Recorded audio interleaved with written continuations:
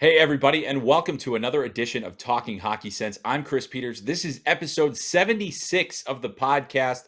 So glad you could join me for it. We got a great show for you today. Have a guest coming on in just a little bit that we'll introduce, but of course, we have to talk about the Frozen Four, the absolute insanity that was, the end of that game. Quinnipiac now national champions. Of course, Adam Fantilli winning the Hobey Baker. And we're going to turn our attention to a lot of these prospects from college that are moving on. Guys that are signing, guys that are deciding not to sign.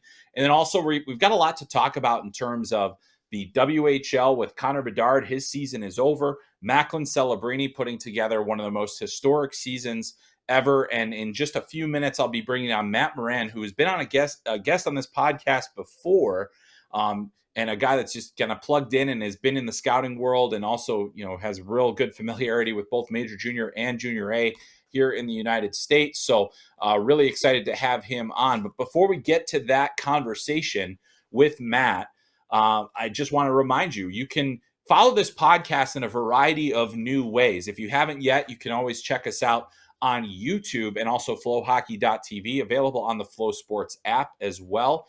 You can watch every single episode of this podcast since I've been at Flow right there. And then also, as always, if you prefer to listen in the audio format, if you don't want to look at my face, that's totally fine. You can also download the podcast wherever you get your podcasts, and make sure when you do that, you leave a kind rating and review to help us continue to grow the audience of this podcast and make sure everybody's happy and keeping me kind of in the mix here and employed and all that good stuff. So, if you like me, I guess go ahead and do that. That probably would be really helpful. But yeah, and on top of that, we are very, very close to the ECHL playoffs. The Kelly Cup is on the line very soon. We're in the last week of the regular season as we record this. Make sure that you subscribe to the podcast or subscribe to Flow Hockey. Subscribe to the podcast too, but subscribe to Flow Hockey and make sure you don't miss a second of the action of the Kelly Cup playoffs. Also, the USHL, their regular season is wrapping up very soon. The Clark Cup playoffs will be beginning there in a couple of weeks, and we will have tons and tons of coverage all over Flow Hockey of both the ECHL and USHL playoffs. Do not miss any of it, and make sure you are subscribed because there are going to be tons of great games available to you to watch. So can't wait to get more into that. But that's the sales pitch. Now let's actually get into a little bit more of the podcast. Really excited to have on for a repeat guest from the pre-Flow days. If you were a fan of Talking Hockey Sense, you know this guest very well. His name is Matt Moran. He is a former scout with a number of junior teams, including the Windsor Spitfires and Sioux Greyhounds in the OHL, the Chicago Steel and the Tri-City Storm in the USHL, and a guy that just kind of knows the game well enough to hold many, many conversations with me. So, ladies and gentlemen, it's my pleasure to introduce Matt Moran, our new guest on the podcast. And there he is, ladies and gentlemen, looking beautiful as always. Matt, welcome to the podcast. Thanks for having me, Chris. Good to be back.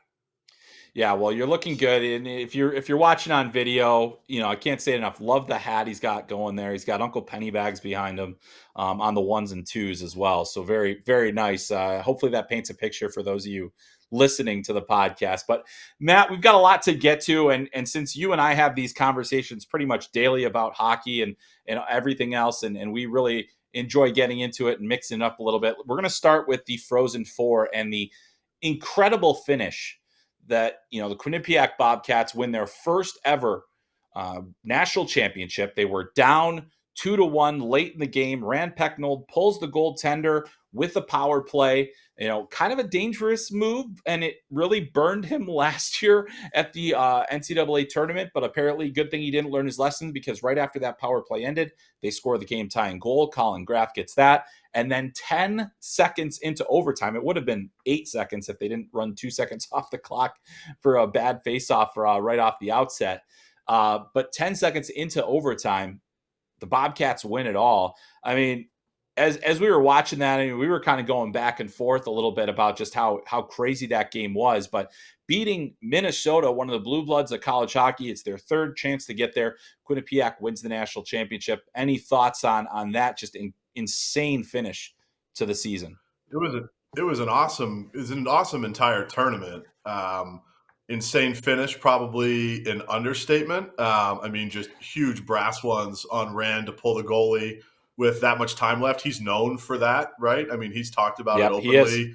Saying, for I sure. wanted to do it. I wanted to do it sooner, and they kind of talked him out of it. But good on them. Amazing set play that he gave a bunch of credit for to Joe Dume. I think is the guy that drew that Yep, one up, and Joe Dume. Yep. kind of gave him the green light to execute on that. And an amazing goal, but not to take anything away from what Quinnipiac did, but how in the world is the best line in college hockey plus Brock Faber on the bench to start overtime in a winner-take-all golden goal, for Minnesota? Not to say they maybe got caught flat-footed, but to not even give your best guys a chance to get out there. And they actually said, I listened to Rand's interview the other day on another outlet, and he said Faber actually picked that play off earlier in the game. They ran it once before, and he read it and kind of shut it down. And so, taking advantage of what they gave them to start overtime, and not to take anything away from them. Like I said, they earned it. And I know you and I were chatting on the Thursday night game against Michigan. I mean, they shut Michigan down. They clogged the center of the ice against Luke Hughes. He couldn't do anything.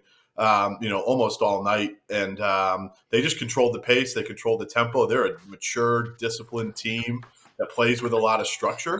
I think they only had 3 teenagers on that team that played any type of meaningful role. Their goalie was really good, just a top to bottom, solid team. And it's great to see a smaller school win it, right? It's fun. It's good for the parity in the game, and school with a different approach. I think that Rand's been there since the start, and it was a hell of a final for sure. Yeah, only 3 draft picks on the roster, and one of them was their backup goalie, so a guy that didn't play at all. And so, I mean, pretty incredible. And also, as you mentioned, they had 7 fifth-year seniors on that team. Now, I know that people say that and see that, and they're like, "Whoa, what is that about?" Because it's an older team. But actually, Quinnipiac, despite having all of that experience, most of those guys were close to true seniors, or maybe just a year older than a true senior, or true fifth years, if you will. The COVID eligibility allowed those guys to come back. Guys like Zach Metza, who had a chance to sign a pro contract after last season, decided to come back. He actually went and got his master's while he was at it. So he was able to do that as well. And even with all of that experience, Quinnipiac was still like 20th or something in the country in terms of average age. So while they were old, they were not that much older than your average college team. I know there's a lot of debate about building a team with young, true college players, but going back to the beginning of college hockey, I mean, maybe not the beginning, but more recent years and everything else, and in the modern era, you have to play junior hockey. Most guys are not entering college as a true freshman. That's just the way it works. And so teams like Quinnipiac will build their roster with guys with more junior experience, guys that have been in other programs. They did, they were led in scoring by a transfer. Colin Graff came from Union after Union made a coaching change.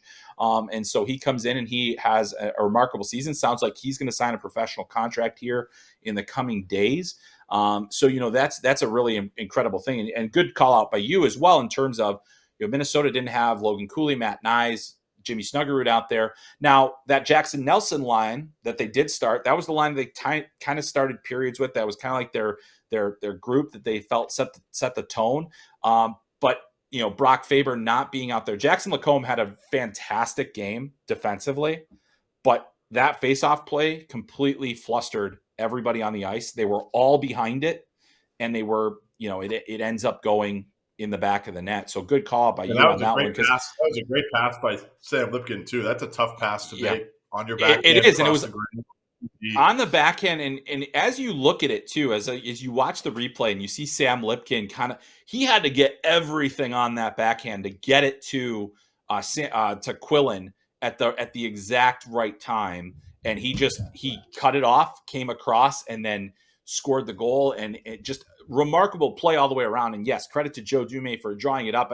I saw some people say, "Oh, like, yeah, they run every team runs face-off plays." It's like, yes, but this was a specific design play for the start of a period, and the idea was, hey, we can end it right here, and they did. Worked it to perfection. As a result, we'll talk a little bit about Michigan too. I think that Michigan showed against Quinnipiac as that game went on. Luke Hughes was trying to do the thing where he was going through everybody in the middle, and then he realized, to his credit, he realized that wasn't going to work for real long, because they were so good at clogging up the middle, and then they tried to move players to the outside. They tried to get guys to the outside, which would have worked, well had but you can never, if you can get back into the middle. But I mean, the way Quinnipiac played, I mean, just the defensive structure, and I think that shows to a lot of people. Yes, we love offense, we love skill. There's still a way to play winning hockey with defensive structure. Yeah, that's like I said before, that's a structured and really mature team, right? And we said there's a difference between old and, playing with experience. And they're not the, Mankato's of the world with a bunch of 25 and 26-year-olds, but those guys just came out and they're coachable and they believe and they buy in and they played that way, right? And I didn't see them, a ton during the regular season. I'm sure they played pretty similar, but, whatever they did for those 2 games, it worked. And, as you and I were chatting about yesterday, it's kind of funny. When was the last time a national champion didn't play for their own conference championship? Right. They lost to Colgate in double OT in the semifinals in Lake Placid. And, in Rand's interview the other day, he said, hey, we needed that, right? They were kind of getting sick of me. It gave us a chance to regroup, and, credit to them for going in as a huge underdog twice, and walking out of there with the whole thing. Yeah. I mean, you look at the strength of schedule for QU this season, and it was good. It wasn't amazing. They were kind of a middle of the pack team. They didn't have necessarily the adversity that you would want to face over the course of a season. Only losing 4 times, just kind of an absurd number in the modern college hockey, regardless of what conference you're in. But yeah, I mean, you have to give a ton of credit to that program for what they've built, and all those guys that decided to come back. And the interesting thing is now is so many of these players that did get that either the extra COVID year, they're gone. There are guys like Sam Lipkin, Colin Graff, who I mentioned, Yaniv Peretz, the goaltender, could potentially all turn pro. And then all of a sudden you're like, okay, well, where does that leave this program? And they have gotten some key recruits in recent years, but it's still not the place where you're going to find a lot of high-end draft picks, elite players. So they're going to have to run it back now with essentially a very new group with almost an entirely rebuilt core. So I'm going to be very fascinated to see exactly what happens there. Also, huge shout out to Quillen on the celebration, threw that stick about 5 to 10 rows into the crowd. Awesome. I don't know if he meant to do it. I am told by eyewitnesses that a Michigan fan was seen leaving the arena with the stick. So hopefully he gets it back. But scoring the biggest goal in program history. That is the first national championship ever in any sport for Quinnipiac. So yeah, awesome. So pretty amazing. Pretty amazing. Do want to talk a little bit about the Hobey Baker as well. Adam Fantilli wins the Hobey Baker, only the 3rd freshman in history to win it. And Fantilli, of course, NHL draft eligible. Maddie, you've seen this kid for a long time, going back to his Kimball Union days, even before that when he was in Canada. When you were still scouting the youth ranks and everything else. I mean, this is a guy that's come into college hockey. He dominated, led the nation in scoring. There was a little bit of the funny kind of debate about, well, what about the character of the player? Which in the end didn't amount to much. And also, to say that the character of the player and all you have to go off of is the fact that he had a fighting major and another high hit. It's funny. We've had this debate about showing emotion and being emotional in competition. I mean, I'm all for it. So, do what you will. But Adam Fantilli wins the Hobey Baker, and thankfully, the way things were going, you just kind of wondered if that decision would be made, because we saw last year, Devin Levi does not get the Hobey Baker despite having a historic season. But here, I feel like the committee got it right, and I think that Adam Fantilli is going to have a great career. The next question now, after leading Michigan, I put this to you. I'm going to ask you this straight up. If you're Adam Fantilli, you're going to get picked 2nd overall. Are you going straight to the NHL, or do you go back to Michigan and try to chase another national championship? I think you're going. He played down here as an underage in prep, as you said, at Kimball Union. Then he went to the USHL as a tender in Chicago, played with his brother there, played with his brother at Michigan. Like you said, runaway winner for me. He's a star player, right? And he's going to be as good of a consolation prize at number 2 as you're going to find, right? Kind of like in the Eichel draft. Hey, you're bummed, you're disappointed not to win the lottery, but you're going to get a kid like this who's an instant, organization changer to the positive. And he's just a tremendous player. I think, if you talk to scouts around the league, people will beat up on his hockey sense a little bit. No one's perfect, and you have to find a flaw. No one has, 10 out of 10. And some would say maybe, the processor needs to improve a little bit to play at that level consistently in the NHL, but the physical tools are there. I just don't know what else he has left to accomplish by staying at Michigan. I think part of it will depend on who is second in the lottery, right? Things can change pretty quickly there. You see a lot of times guys want to play with their brother and their sibling. Well, he's done that for 3 years, right? So I'd imagine he'll go to the World Championships in the spring. I'd be surprised if he didn't, unless he doesn't want to. He's played a lot of hockey in the last 12 months. But I just don't see a world where he's back. Sorry, Michigan fans, but it's time for him to move on and continue his development. And, it's interesting you said what you said about the Hobie, and you started to see a lot of chatter on the internet about, the character and this and that, and guys looking to see 70 penalty minutes or whatever it was. And I heard an interesting interview. Ryan Whitney from Spit and Chicklets was talking to someone about, they were asking him, when you played in the NHL, and he said, look, this league right now is not what I played in. This game is so different. The speed is different. Everything changes and the game evolves, right? If Adam, with his physical tools at 6'2" or 3 and almost 200 pounds, wasn't playing with any energy or physicality or tenacity, people would call him soft, right? Right. And so the game has changed in a sense where, if you carry yourself that way and play that style, you have to, kind of have that edge and have that chip, and that makes you the best player, right? To me, that's a positive trait. He's not getting a 10 in a game for nothing. He's standing up for someone, right? And inserting himself with his tools. So, standing up for himself even, everybody's 100%, going after him. Right? And so the game has changed. It's just a different era. And it's not about the character of someone most people will never talk to in their lives. He's the best player and the most impactful. And me, it was a no-brainer.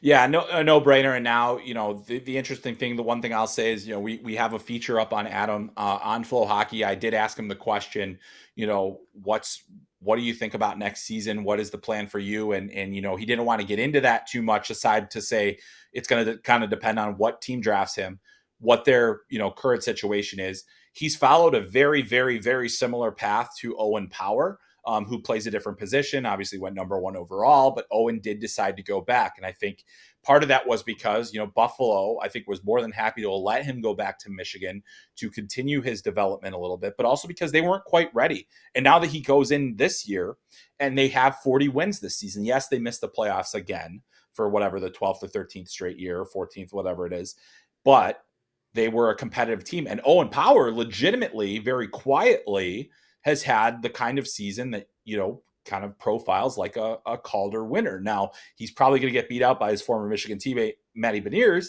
but, that's the thing. And so, and I think in Adam Fantilli's case, his path now resembles more of Jack Eichel's, where he was a dominant college player, actually outproduced Eichel on a points per game basis than the year that Eichel had his 71 points as a freshman. So Fantilli actually had the most points per game for a draft eligible player since Paul Kariya. So that's kind of whenever you say the Paul Kariya, you get people like me who get all nostalgic and get a little bit of flutters and heart palpitations over the mention of Paul Kariya. That's where, he's basically in that category. So, I think to your point as well, the way the game is now, the way the game is going, you still need speed, skill, but if you have the guy that also adds that snarl, that physical element, that kind of emotion in his game that Adam Fantilli plays with, you've got a rare commodity, and that's why he is going to go very high, and why I'm glad that he'll have that Hobie Baker on his resume as well, because you look at the Hobie over the years, it wasn't a great indicator of pro success, but more recently it's starting to be. Cale Makar, Johnny Gaudreau, Jack Eichel. These are players that are going to be major impact players in the game. And the Hobie's not supposed to go to the best prospect, no question. But that it is kind of nice that the legacy kind of grows as these guys move on. All right, and speaking of moving on, we're going to move on, and I wanted to get to some of the pro signings. If you haven't seen them yet, we're still waiting on a couple that I think will come through, but professional signings that we're looking at right here. Matt Nyes already in the Toronto Maple Leafs lineup. I want to talk about him because, Maddie, I remember the conversations we had about him in his draft year.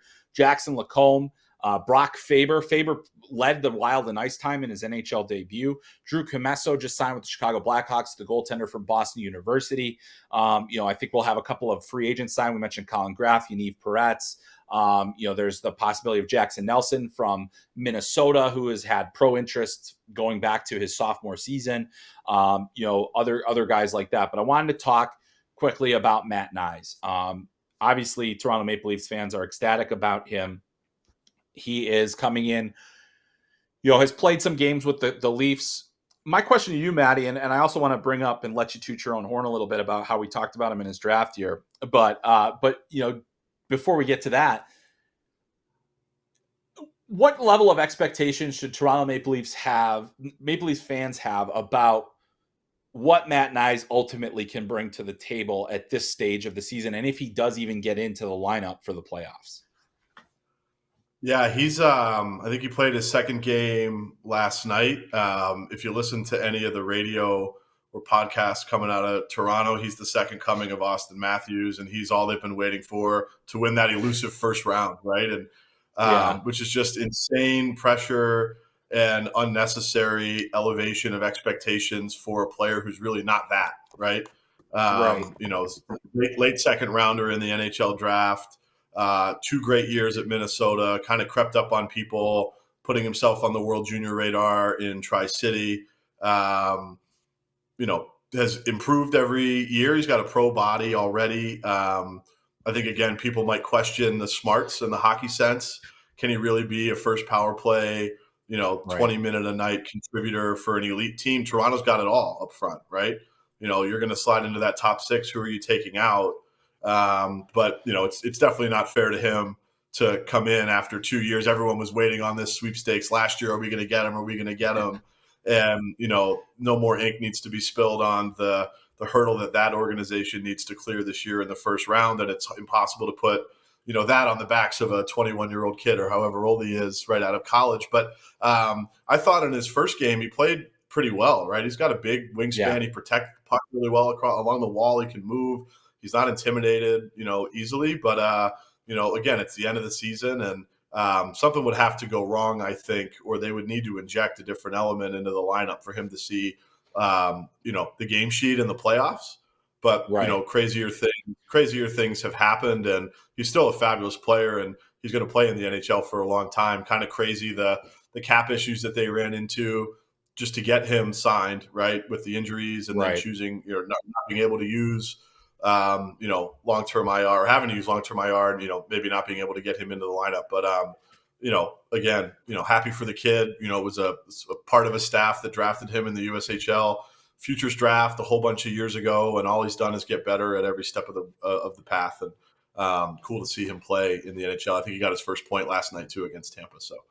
Yeah, getting an assist, and I think Ryan O'Reilly was the goal scorer, so that's a pretty cool thing. And the one thing I'll say about Matt Nyes, and before I get into why I trust your judgment on him, aside from drafting him into the USHL, the thing that we saw immediately in his game is his ability to work the wall, his ability to extend plays off the wall, the quickness of his hands, on top of having that frame that protects the puck.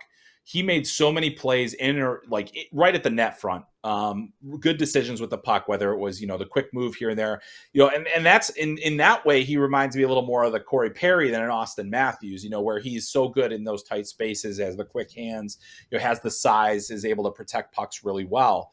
But that's the other thing. And, I saw a lot of people drawing Chris Kreider comparisons in terms of Kreider basically jumping from Boston College in a national championship lineup, going to the Rangers, and then in his 18 playoff games that year, he scored 5 goals and had 7 points. I don't think that's what you're going to get from Matt Knies, not because he's not capable, but more because the Leafs are in a position they don't need that. Right, exactly. I mean, will he help if you're getting pushed around and you need a guy in your third, fourth line that can pop in a goal maybe? I could see it, but it's not like the level, Chris Kreider gallops like a horse down the ice too. That's not what you're getting out of Matt Knies. And but just temper expectations. The other thing that's important to bring up, Minnesota had 21 goals, I believe, in the NCAA tournament, and he was part of one of them, that's not to say, like, sometimes that's bad luck. It's not that he wasn't impacting games. He was, but, this is a guy that was a Hobey Baker finalist and didn't have as much of an impact at the toughest time of the season, at least on the score sheet. But you and I both think this is a very good player that is going to be a very good NHL player that is on the way up. No doubt. And I think in a redraft, he's a first-round pick. 100%. Very easily. When time is told. And again, I just think that it's unfair to what he's walking into, media-wise, but that's Toronto. And he's, as you and I've said before, he's not their best prospect. He's their only prospect, right? And they chose to hold on to him. They chose to hold on to him this year and last, rather than, dishing him out versus picks to go get another piece, right? And so there's a lot very important. There's a lot riding on him. Yeah, absolutely. And also, he wasn't going to be a first rounder in a redraft for you because you told me from the very beginning of his draft season, you have to have this kid in your first round. Now, I ended up ranking him about 50th because it turns out every time I don't listen to Matt on certain things, I tend to be wrong. And then he gets to, do a little bit of a dance around that as well. He doesn't, I've seen your dancing shoes. So, but this is a guy that I think Matty Knies is going to be a very good player. It's just a matter of it tempering expectations. And, the other things that are kind of coming out now in terms of signings, and we have a couple of questions about signings later. So I'm going to hold on some of those guys because we do want to talk about Ryan Johnson, a couple others. Logan Cooley has not yet signed with Arizona. We believe that'll, the decision whether or not he goes or stays is kind of up in the air. He finished right behind Adam Fantilli in scoring and presumably in the Hobey Baker voting as well. We don't get the final votes, but I'd assume he was the runner-up to Fantilli in this particular situation. But, number 3 overall pick. And that's, no doubt. And now the question I have for you, Matt, yes, I think you're right. But at the same time, I also look at the situation that he's going into. And it has nothing to do with the arena. It has nothing to do with, that kind of thing, because I don't think that really matters as much to these younger players. They just want to be in the NHL. But what I would say is, is Arizona in a place where they are going to put him in the best situation to succeed? We saw them bring Barrett Hayton up way too early. We saw them bring in Victor Soderstrom too early. And this is a different regime. This is a different management group. And maybe they have a plan in place. But do you feel like Arizona is going to be able to provide the situation for Logan Cooley to reach his full potential in the early stages of his career?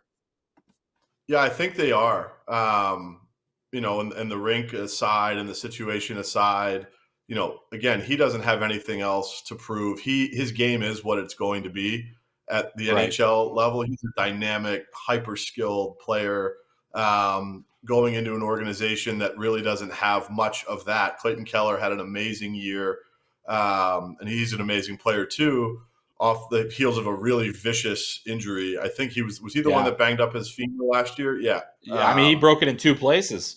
He was. There was talk that his career was done. He was going to retire. Yeah.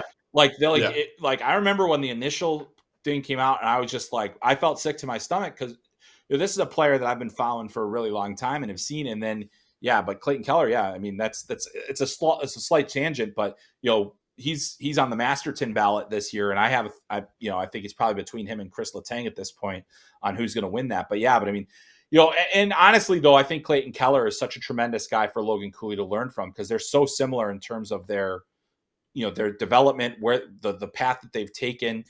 Keller was a one and done at BU.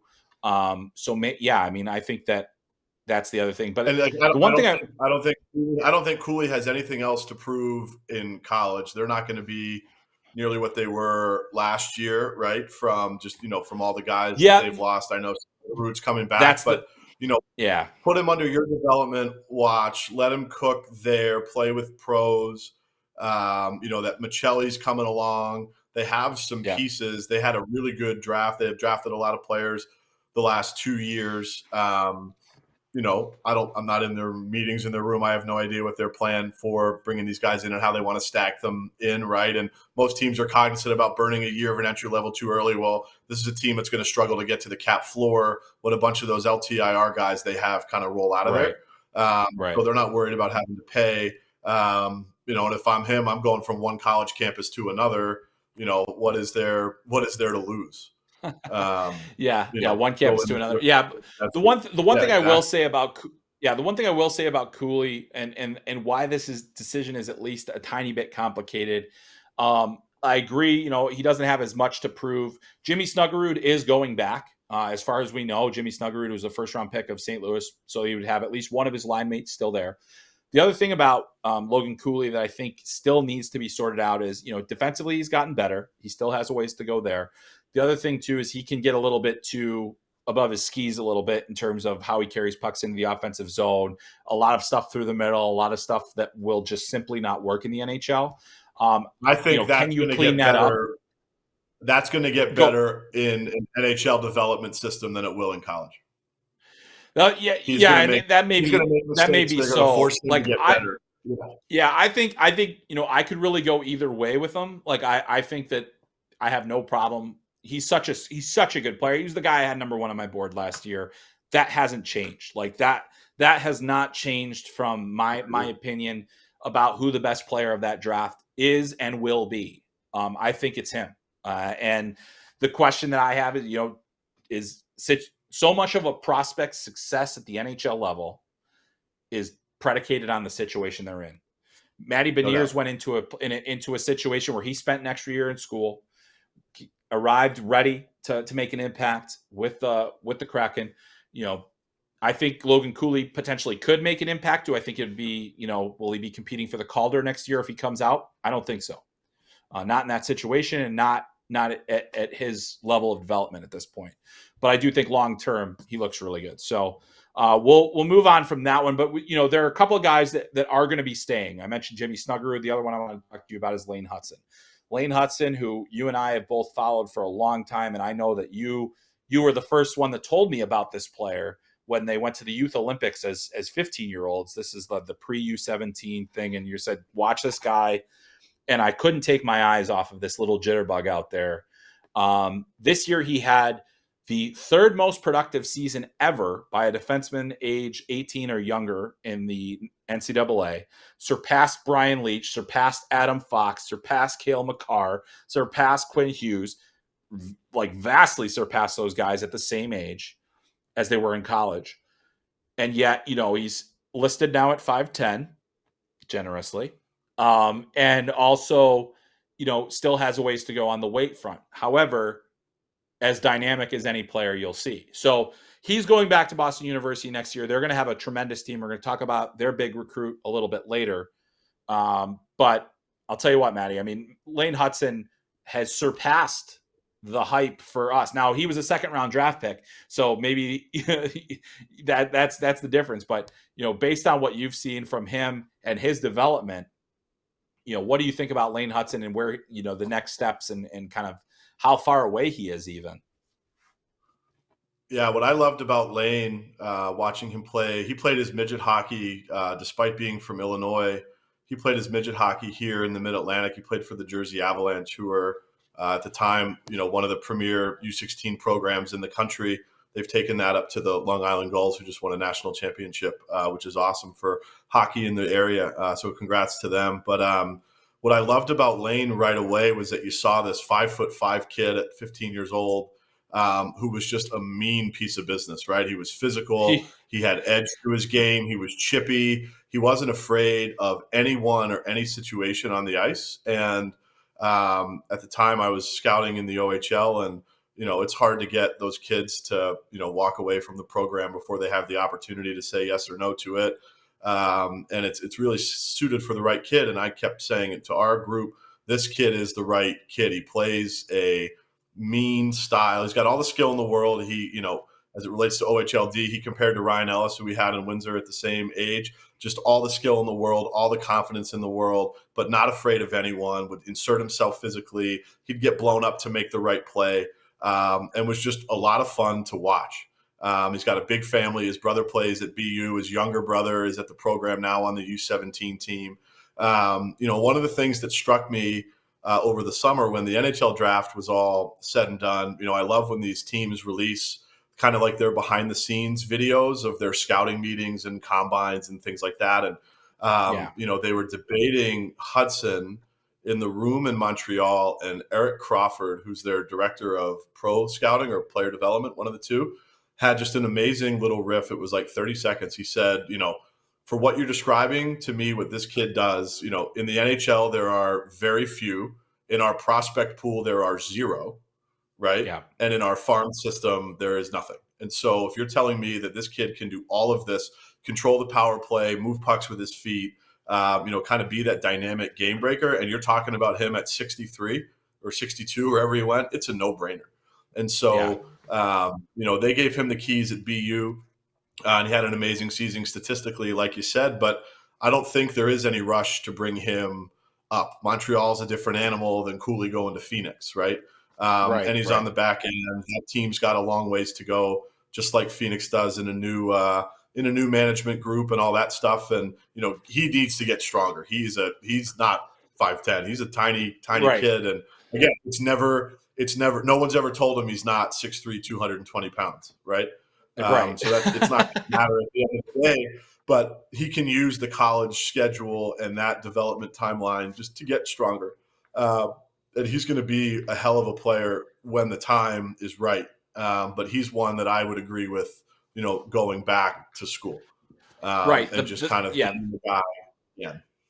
Yeah. The thing that he needs isn't anything that he has control over at this point. He's dynamic, he's smart, he's competitive, he does all those things well. The only thing in his development that needs to happen right now is time to get stronger, time to get, bigger. He looks like he is a bit of a late bloomer in terms of growth. If he's lucky, he will get to that 5'10" range, which is, Quinn Hughes range, 5'11" rate, somewhere in there. I've thought about the dynamic offensive defensemen that we've seen over the years, guys like Ryan Murphy, Joey Hickett's, guys that were undersized but incredibly dynamic. And the major separating factor between Lane Hudson and those players that didn't necessarily make much of an NHL impact is that competitive drive that he has, the want to play a defensive style of hockey, the want to be a good defensive player. He is not someone that simply throws away his defensive responsibilities. Yes, he can make plays down by the goal line, the opposite goal line, all day, but he is always back and he is always committed. And so, and I know I threw out a comp earlier to Ryan Ellis, and in that same like two-way kind of tenacious commitment. If you remember that crazy Jordan Eberle goal at the World Juniors in Ottawa to tie the game against Russia with like 5 seconds left, that play only got kept alive because Ryan Ellis kept a puck in with his face mask on the wall on a clearing attempt. Legit, it went off the cage, I think, with like 15 seconds left, right? And it's that, kind of give it at all costs no matter what. And, to me, watching Lane for as long as I have, he's got it. Right. He's got it. Right place at the right time. He's always seems to be there. And I think that, Lane Hudson is as special a prospect just because of his uniqueness more than anything else. So just a tremendous player. All right. Well, we're going to move on to another kind of, this is the opposite end of the spectrum. An interesting situation here. We have a question about Ryan Johnson, who's actually in a very similar situation. We'll get to that a little bit later, but this next one is, Jay O'Brien. It does not sound like there are reports that Philadelphia is not going to sign him. He's a first-round draft pick. They will receive a compensatory second rounder, so an extra pick that comes in, and that just gets added to you. You pick basically 32 spots after that pick would have been Next year. So yeah, next year. So Jay O'Brien, started at Providence, took a year, played in Penticton, finished his career at BU as a fifth year this year, and now that it seems like Philly is moving on, and oftentimes the decision on that is what is more valuable to us, an extra draft pick or this player, and they're obviously going the draft pick range. Yeah, he that's pick has never, will never, and doesn't make sense to me. As a 19th overall selection. Nothing against the kid. Don't really know him. I'm sure he's a great kid, but this was 2 Flyers management groups ago now, Ron Hextall. Yeah, crazy. In a group that just drafted abhorrently over their term, right, and set that organization back so many years just with bad pick after bad pick. This one hurts a lot. Andre Miller went 2 picks after Jay O'Brien in that draft. Yeah. Just lighting it up on the blue line for the Rangers. Rasmus Sandin went a few picks after that. And look, it's easy to do that in hindsight. This was their second first rounder. They took Joel Farabee at 14 overall that year, which is a pick they got in the Braden Shen trade to St. Louis. Yeah. For, and the rest of that package. But so that kind of saves them a little bit. But, Jay O'Brien wasn't even the best player on his Cape Cod Whalers team that year in midget.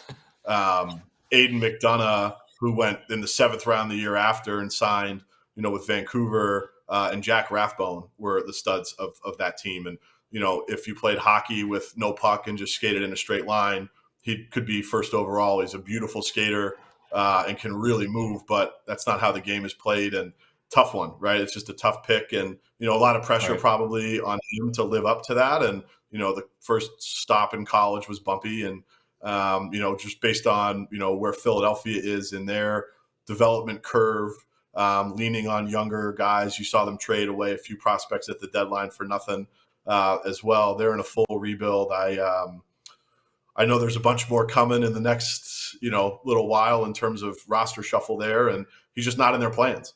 And so, move on, take the pick, and let him get a first start somewhere else. And it's I'm sure he's relieved of it too, right? So just go. Yeah, now he's a free agent. He can test it out. Exactly. Honestly, if I were a team, I don't know that necessarily I'd have an NHL contract for him. I would probably try to find an AHL situation. I'm sure that given that there will be some amount of market for him, that he'll be able to, to potentially get an NHL contract on an ELC. But, he's 23 years old. He had his best college season this year. He finally looked more like that prospect, but at 23 years old, it's a lot harder to justify the upside at this point. Well, you should do that. You should do that at 23 right? Years old, exactly. Right? So that's a tough one. That's a tough one, but it's the way that it goes. But we're gonna very soon get to our Q&A as well, and we have another one. We're gonna talk about Ryan Johnson in that one because he's in a similar situation of Jay O'Brien. But before we get there. Just want to switch gears from college a little bit and go to the junior ranks because Connor Bedard, his season is over. His season ends in 7 games. The Saskatoon Blades end up eliminating the Regina Pats. Connor Bedard had 10 goals, 10 assists for 20 points in 7 playoff games. He had 4 points with his team facing elimination in Game 6, had 1 assist in that Game 7 as Saskatoon was able to take over on home ice. But as we look back, you're a guy that's followed junior hockey for a long time. I mean, McDavid was one thing. We've seen John Tavares had just incredible goal numbers in the OHL. We've had a lot of good players, but there's just something different about Connor Bedard, isn't there, Maddie? Yeah, what he's doing is absolutely outrageous. On a team that never really ever contended or competed to win a championship. Which makes it all, the more, unbelievable. And, give him a lot of credit. I'm sure I can't even imagine what Kamloops would have given up for him hosting the Memorial Cup this year.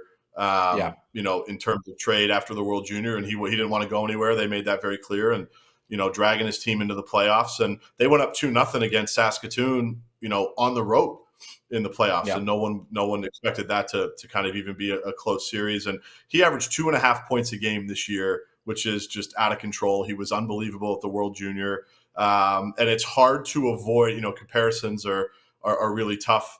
But it's hard to avoid the comparisons to McDavid just in terms of his pure productivity and his flash. Yeah. His release is absolutely unbelievable. He'll be able to beat NHL goalies clean, no problem. Again, no prospect is 10 out of 10 stars. So if you're looking for something, comparing him to McDavid, who's the best player in the world maybe ever, I don't know if he has that explosive glide and that burst and that next gear the way that McDavid does. Yeah, definitely not. Yeah. Watching him skate is just absolutely unbelievable. And so that gives him an ability to blow a game open anytime he's on the ice or touches the puck. I think Bedard, is maybe a gear behind that, which is okay because it's still better than 95% of the NHL, right? Let's get that clear. This isn't a criticism, but it's, whoever wins the lottery is going to be absolutely thrilled. There's no package in the world big enough to get him, away from that team. And it's fun to watch. Watching the World Junior it's appointment television. And, a lot of those Western League teams play in huge barns where they tarp off the upstairs. He was selling out games, 15,000 seat arenas on the road, and they're untarping the upper bowl. And so players like that are great. They're great for the league, right? They are. They're great for junior hockey. Yeah. Having worked in a lot of junior hockey markets in North America, it's definitely the haves and the have-nots, and they thrive at the gate. And, if there's or it's feast or famine at the gate. And if someone like Connor Bedard is selling 15,000 tickets, right, in a town of 100,000, it's pretty awesome. And it's amazing for the game. It's going to be how lucky are we as NHL fans above all to be able to watch him, for the next however long, kind of join this elite group of stars. I don't think anything needs to be said about, how he plays the game other than it's just fun to watch. And it's a privilege to watch him play. It really is. And I think that's something that is so important. His impact on the WHL and on ticket sales. Saskatoon has an NHL size building essentially. And they managed to sell out, games 5 and 7. And, because I'm sure they sold out the first 2 games as well, but, just an incredible. Do you think he's going to go to World Championships? Do you think he's going to go to World Championships? If I were him, I wouldn't. It's possible. I don't think he's going to go to the under 18s. That is, it would be his 3rd trip. I don't think he's going there. He's won one gold medal. They got bounced in the quarters last year, despite him being all world as usual. And honestly, and the reason that I say that I don't think he should, his season started in August, and it does for most players in their draft year. The most players will start in the Holinka Gretzky will be in August, and then it goes through. But the way that the World Juniors was set up, they had the rescheduled World Juniors, so he started in August. And if you actually put together all of the competitions that he played in this year, WHL regular season, playoffs, and 2 World Junior Championships in the last calendar year, or in the last season of the year, 78 total games that he played in, 94 goals scored, 100 assists for 194 points, 2.48 points per game. I mean, it's absurd. It is absurd. That is cartoonish. I think that he is going to go down as one of the greatest pre-draft performers ever. And that includes McDavid, that includes Sidney Crosby.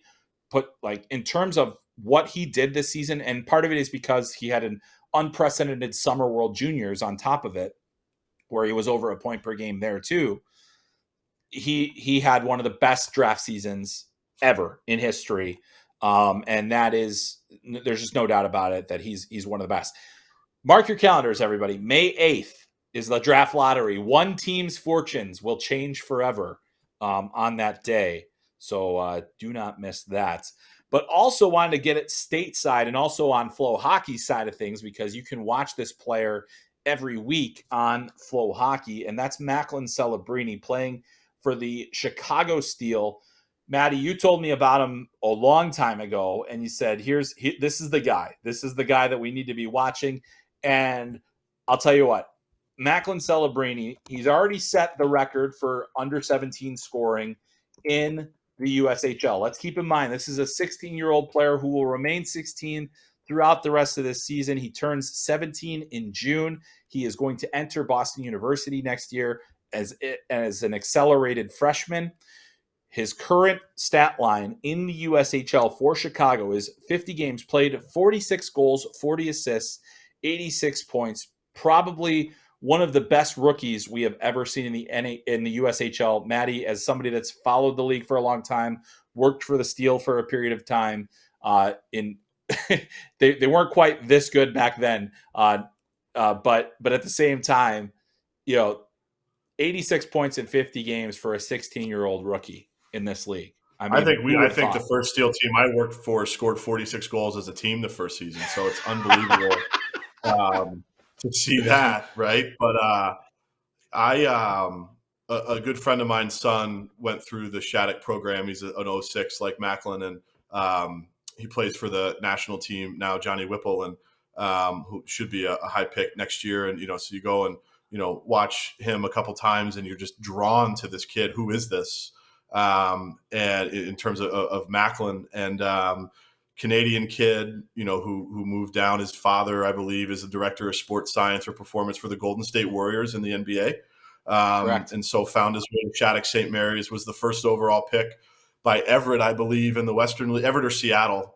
Seattle. In the Western League. Yeah. Seattle. And I know they made every push, possible, backed up the Brinks truck to try and get him, to come there from Shattuck. And he's a generational talent, man. He's unreal. He was this way at U14.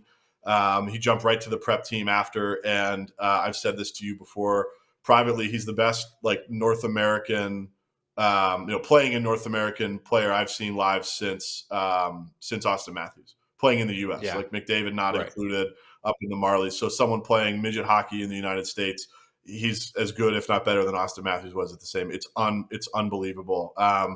And what's funny? He doesn't have that. He doesn't have oh my God, you're drawn to McDavid skating right away. He just does everything incredibly well. He's fluid. He's got unbelievable vision. He's not selfish at all. He can shoot it really well. He's strong for a young kid too. Very strong. Yes.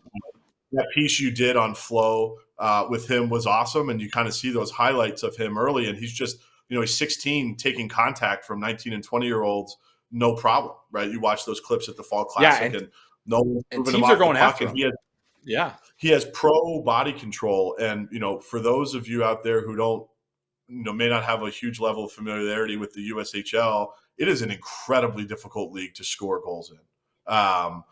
We had a 16-year-old in Chicago who won the Rookie of the Year for the league at 16. I think he scored 26 goals. Robbie Jackson, way back when. And it was it's a different league now than it was then, but offense is hard to find. And I would imagine that this is the best rookie season since probably Thomas Vanek in terms of dominance and pure production. Easily. Yeah, I think it may even surpass that at this point. I thought he got to 100. I thought Vanek maybe got to 100. Either way, I mean, he is he's going to go into BU early next year, as he should. Like you said, nothing else for him to accomplish in the USHL. And, I don't see a world where he's not the first overall pick. I think there's word coming that he's going to play for the U18s for Canada in a couple weeks here. And I have to wonder if he gets an invite to the World Championships as well. It'll be interesting to see how he can handle himself there. But he's as good as it gets. He's fun to watch, man. They got a good one. Yeah. And to your point too, Thomas Vanek as a rookie was a year older than Celebrini and had 91 points. And Macklin's at 86. And so, so it's, we're talking, one of the all-time greats. Games, right? And he missed. He did. Didn't he miss a bunch of times as well? Mac missed some games for the U17 World Challenge and a couple of others, so he's not going to get to the full slate of games. Right. But just in terms of points per game, he's at 1.72, which is identical to Thomas Vanek, who was a year older. So he's a 100-point player in a full season, and at 16, exactly. It's remarkable. So definitely a name to know. We've talked about him all year on this podcast, and we'll continue to talk about him because it's just silly what he's doing. One last point to bring up that I wanted to mention. Earlier last week, history made in the North American Hockey League. Annalise Bergman started for the Janesville Jets in the NHL. First woman to play at the tier 1 or 2 level in the U.S. And so just remarkable. 6-foot goaltender going to Cornell next season, going to play for the women's team, probably going to play for the women's national team for years and years and years to come. Made 22 saves on 24 shots against in a 2-1 loss. Unfortunately, didn't get the goal support she needed to have the win on her resume. But at the same time, you cannot be any, just I watched the whole game. It was on Hockey TV, which is part of FloSports. And, just being able to watch that game and see, not just that she played so well, but there were so many young girls in the crowd as well. They sold discounted tickets, deeply discounted tickets to women's hockey players that were under the age of 18 and allowed them to experience that moment. And, it's pretty incredible to see. And certainly all the credit in the world to Annalise, and really, really glad that she got that opportunity. But Maddie, I wanted you to stick around with me for the Q&A because I had mentioned to the readers that we were having an old favorite from the pre-flow days on the pod. And certainly we got some good questions, and we're going to start it off with Ryan. And this is this question I've been teasing seemingly for like 3 segments, but this question is on, will Ryan Johnson sign with Buffalo? Why do they seem to struggle with signing college draftees? Cal Peterson, Eric Portillo, maybe Johnson, not known yet. Should there be some compensation for a team like Buffalo that loses players like this? Seems tilted towards big market teams. I'm going to let you jump in here in 1 second. But it is important to point out, yes, this has happened to Buffalo multiple times. And it seems out, but you also have to remember that like Matthias Samuelsson signed no problem. Eichel did sign their event, at one point. That they've had plenty of players that have not gone that route. Owen Power. Yeah, exactly. Who's that guy? But right. I'd say the other thing too is one thing that we don't know. We don't know for 100% that Ryan Johnson won't sign. We also don't know for 100% that Buffalo wants to sign him 100%. We don't know that for sure. The other thing too is that if Ryan Johnson does not sign, there will be compensation. There was not for Cal Peterson, and there was for Eric Portillo because they traded him. He made his intentions known. I'm not going to sign.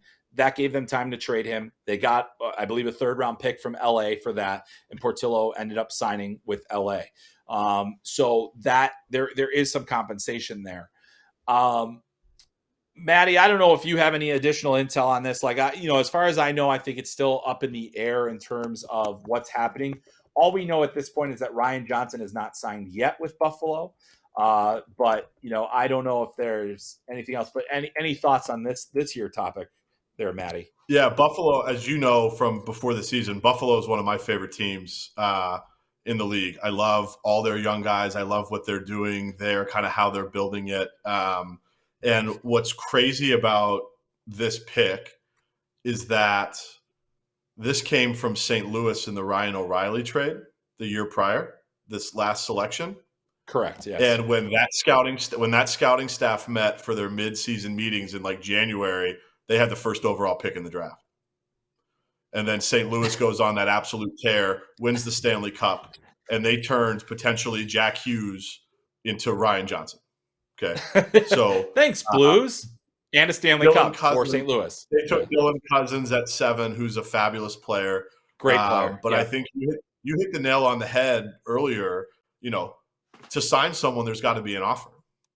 There's got to be a two-way street. And, I'm not in those meetings. I have no clue how they view or value their prospects and their player pool. But you could argue that, no slight to Ryan Johnson, but his game has always been kind of what it is. I think the pick right after him was Shane Pinto to Ottawa, the first pick in the 2nd round, who's having a bang up, rookie year. And you know how much I've loved Shane for as long as I have. That was another one I didn't listen to you on. That's okay. That you were right. They did not draft a dynamic, game-changing defenseman in Ryan Johnson. He is not that player, and that's okay. Right. And so, you know what? Again, maybe they value the pick more, or maybe they put him in a package to another team that likes him more. But I don't think Buffalo. It's not that they have an inability to sign players. You just rattled off a whole bunch of people that they have, but there's got to be a market for him too. And so I have Right. not heard So one way. I have not heard one way or another. But you can look kind of what they have. They may not need him. right. Right. And here's the other thing. Like, yeah, the left side of their D is pretty well set. Like they've got Owen Power, Rasmus Dahlin, Matthias Samuelsson for, and a couple of those guys can play on either side. It doesn't really matter. I think Ryan Johnson could potentially do that as well. But just to give you the latest, and this comes from Lance Lazowski of the Buffalo News, that the team and Johnson met over Zoom about the possibility of signing a contract, but no decision was made. And I think the one thing that I'm sure the Sabres are, if they are going to sign him, it's going to probably be it's probably not a max ELC. They're going to cut corners on different things like that, and that's where the hangups come. What kind of bonuses exist? Where's the signing bonus? What are the performance bonuses? Those are all things that get structured within an entry level contract to try to maximize the value. Now, if I'm Ryan Johnson, I'm saying I'm a first round draft pick. I want a max ELC, and the Sabres might be saying no. They might say that, but that's the other thing. So it's an interesting dynamic. But the other thing is too is I do happen to think that Ryan Johnson is worth a late second round pick. Like, I think if you were to give me the choice between Ryan Johnson and a late second round pick, I'm going to take the known commodity versus not knowing who's going to be available for me at that pick, at that range. But I also think if I'm Ryan Johnson, there should be a market for me. There should be a place that I would be able to get what I'm looking for in a contract, a place that has a clearer path to the NHL. And that's where I think, the hang up is. And so, Buffalo at some point here is a victim of their own success in that they've got long-term lockdown defensemen in Owen Power, Rasmus Dahlin, getting 2 first overall picks on your blue line doesn't really happen. Having Matthias Samuelsson, having guys like Jacob Bryson, different players that have been through, the system, guys that they know, guys that got them to 40 wins this season. Where does Ryan Johnson ultimately fit in? So I don't think if he doesn't sign with Buffalo, the worst thing that happened was a lost first round pick, but you do get some level of compensation. So very interesting nonetheless. All right. Our next question comes from Carter, and Carter asks another college related question. This one comes from, how might Alex Laferriere compare to some of the recent college forwards who have made the Kings, like Alex Iafallo and Blake Lizotte? And I'll tell you what, Maddie, I think those are good guys for Alex Laferriere to continue to model his game after. He is he's got some grit to him. He's got some snarl, but he's a scorer, and he was a scorer all year at Harvard. But I know that those are two players that you've kept a close eye on too, and Iafallo and Lizotte in particular, that, those are the types of players that can help you win and not cost a lot of money. And I think that's ultimately what Alex Laferriere could be for them as well. Yeah, I agree with you. I love Alex Iafallo. So versatile. He's been banged up a little bit the last couple of years. Hasn't been able to stay consistently in the lineup, but know that the Kings love him when he is, and plays really well with Kopitar in big minutes. And I think Laferriere is awesome. I know that when he started in Ontario right after getting out of school, the coaching staff was like, "Who's this guy?" Right? He way better than they thought he would be. Some late season signing out of the Ivy League, kind of, hey, where'd this come from? And now he's going to play on the big club before the playoffs. And you know what, the Kings, I think for the longest time have and had struggled to score goals, right? But they've got a lineup that's built with guys that kind of just chip away at you and make it hard to play against, and they win a lot of their games in playoff style 2-1, 3-2, right? Obviously biased when Quickie was in there kicking, during that run that they had. They only needed to score 1 or 2 goals to win a game. But, I think it's a great signing, and, he's going to fit, perfectly. And like you said, I think Alex and Blake are 2 really good comps, for him, just in terms of, two-way complete players that make it hard to play against, and they can put it in the net too. Yeah, and team impact. And, here's Alex Laferriere, who had his college time kind of interrupted and had to go back and play in the USHL because of COVID. And then, the fact that a lot of those guys that do go to Harvard, they want to stay for that. Sometimes they'll stay for those 4 years, and then you have a little bit of a flight risk situation. Not the case for the Kings, and they get a good prospect. And I think, in terms of team impact and, his future, those are two players, Lizotte and Iafallo, to kind of say, hey, if you can get to there, we feel really great about both that prospect and where we're at. That Harvard team, just as a quick aside, that Harvard team had a bunch of guys that signed that are going to make an impact. Matt Coronado's a player. Making his NHL debut. Debut tonight for Calgary. That played for an OHL Cup team I put together all those years ago. Just a stud of a kid and a great player. And I mean, not a big deal. Henry Thrun signs in San Jose. That Ivy League. That team was loaded and now decimated because they're all gone. We'll see what they have coming in soon. But yeah, certainly Harvard there. But here's another one that is right up your alley.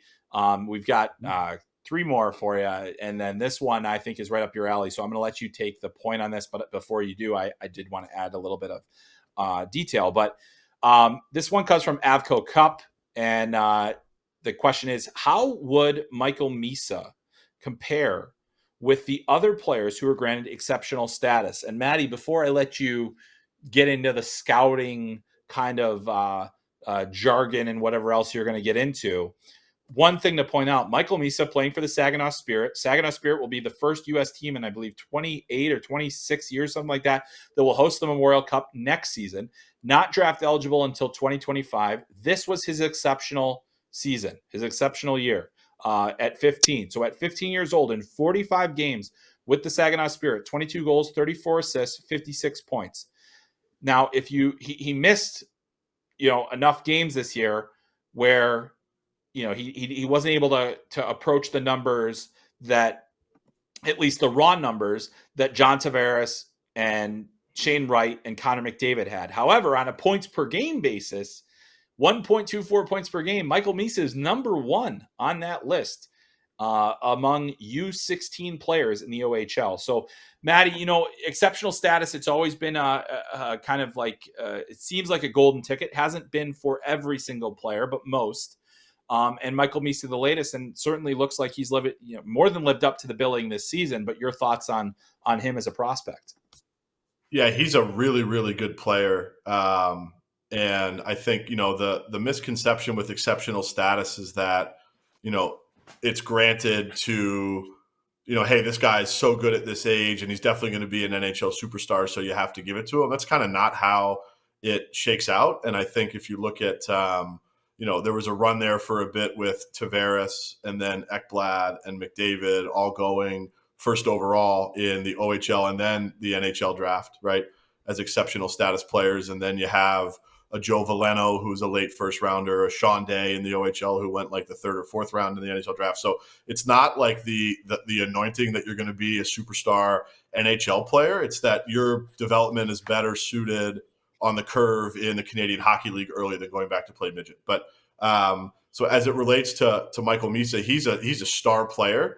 I wouldn't say he's generational, and that's no knock on him, absolutely at all. But if you're kind of evaluated with the company you keep and you look at some of those other names that you just rattled off, he's not McDavid or Tavares up front. Doesn't mean he can't be a really good NHL impact player, but there's a player, I would say between him and Higgins on the NTDP, they'll probably duke it out for first overall, in that class. So he's really, really, really good and very talented and held his own. Saginaw, playing in the Western Conference of the OHL at 15 is really hard.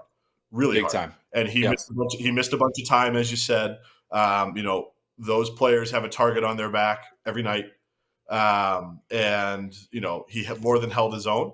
And he'll probably light it up internationally, and he'll light it up for his next 2 years. That team, Dave Drinkel does a great job there in Saginaw. He's got big brass ones too. He's not afraid to swing. They do take. He gets players, man.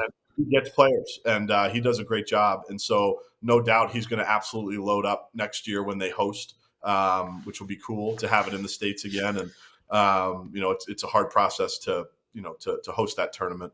But Misa's he's an amazing player, and good on him for getting the status and taking advantage of it. But McDavid, he is not.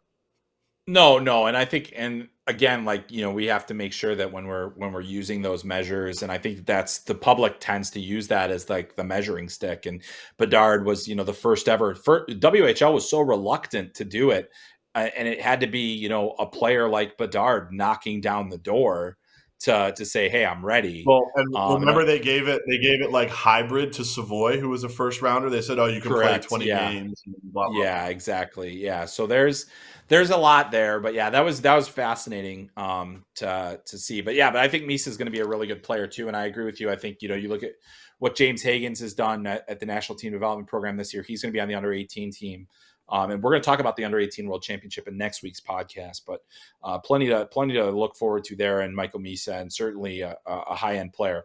All right, now this one is more of an interesting question, a philosophical question, if you will, and it comes from my good pal Dan, who sent this one in, a mutual friend of ours, and I actually would love to hear your perspective on this as well.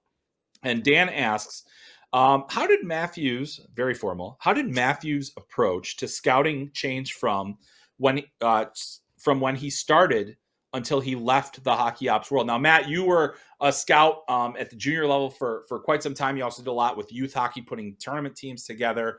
But now you've kind of moved more into your day job and everything else, but obviously still keep a very close eye on hockey and have a lot of connections. But I'm fascinated to know what, from when you started to when you ended, changed in terms of your approach and your philosophy.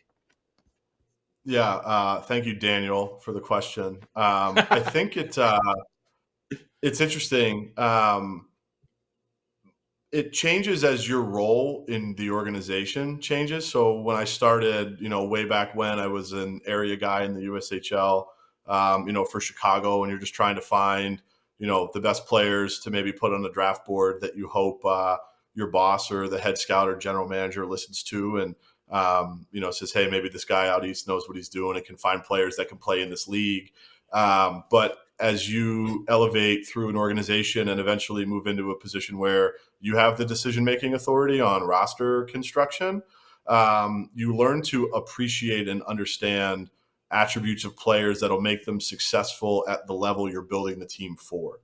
A lot of people will look at a USHL draft, for example, in the futures draft, and these are kids that are ready to play junior hockey at 16, 17 years old, and they're taken early, and it's a big deal. And the league, rightfully so, makes a big deal about their selection and the tender process and whatnot. But that doesn't mean that they're going to be, high-end NHL players and, in Hobey Baker contention in college. It means that they are, better able to develop at a younger age playing junior hockey. And, that's why, you're kind of putting them in there and you're getting them for a couple of years. And so, anyone can walk into a rink and find the star player, right? My grandma can tell you that Austin Matthews is a superstar, when he was playing, for the Arizona Bobcats at 15. But it's hard to go in there, and players are playing at so many different levels. And so it's hard to go in there and watch, 100 and something games a year when you're really digging in and evaluate across levels for a team that maybe has 3 or 4 spots open and they're all a role-playing spot, right? Not everyone has dynamic game-changing ability. And if you look at how, just take the organizational philosophy of the Chicago Steel for the last bunch of years when they've won, they're drafting kids in the futures draft that are undersized and hyper-skilled. And they've built their development model, around that versus, maybe an area guy on a team that's not built that way sits there and says, this kid's 5'5", he can't play. Right. And so you learn to evaluate a player for what he could be 2 or 3 years from now versus what he is today. And so, that's a long-winded way of saying, hey, the philosophy kind of always changes or it's always evolving and improving. And, in the USHL, you have players for 2 years, hopefully. And in the OHL, you have players for 4. Right. And, right. We were lucky enough when I was in Windsor to have some success in the Memorial Cup as a host. And you look at how that team was built. It was a lot of 19-year-olds that had played in the league since they were 16. And that team didn't produce a ton of NHL players. And that's okay. Right. You drafted, what you thought were going to be guys that had utility to win a championship. The game-winning goal in the Memorial Cup final was scored by a kid named Aaron Luchuk, who was undrafted in the NHL, was, in his final year of OHL eligibility and signed an American League deal after, right? And so, Right. Hey, the team wasn't loaded with NHL superstars, but mission accomplished for that level. Yeah, very very good point. And I think that's, drafting every junior team would love to have a bunch of NHL prospects on their roster, and certainly it helps from a marketing standpoint, it helps from, a recruiting standpoint and everything else, but ultimately what is the junior team going to be, from ownership? What is everybody going to be graded on? Winning championships. And that's the challenge. You can't win without those star players, right? But Right. the job of a USHL organization is to propel kids onto Division I college hockey, right? Right. It's not to put And 15 the kids byproduct is the NHL. Yeah. Exactly. Yeah. And so Yeah. from the outside, you could say, wow, this team, there's no NHL guys coming from this team or that team. Well, that's not the point, right? Yeah. It's a nice to have. And so, as you Right. move Only up a and kind of fraction of these guys make it. Only a fraction. Like, correct. it's a very small fraction of players. Yeah. So Correct. that's the thing, is once the funnel to the NHL, and that's the thing that, as I've learned doing this, is the funnel is so tight at the top that some of these great USHL and OHL and college players are going to get to the top of that funnel, and they're just not going to be able to break through. And that's not it's nothing on them. It's just that much more challenging to create it. There are tons of examples where, there are guys playing in the NHL now that still have USHL teammates that are still in college. Yeah.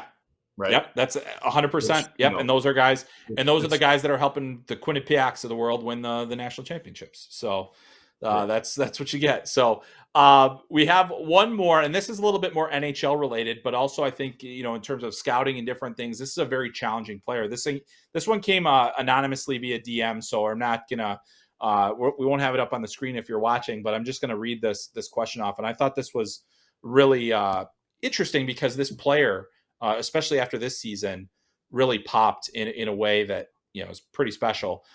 In 2020, a lot of analysts suggested that Tim Stützle was at least the third best prospect ranked for the NHL draft that year. Several, however, did have him lower.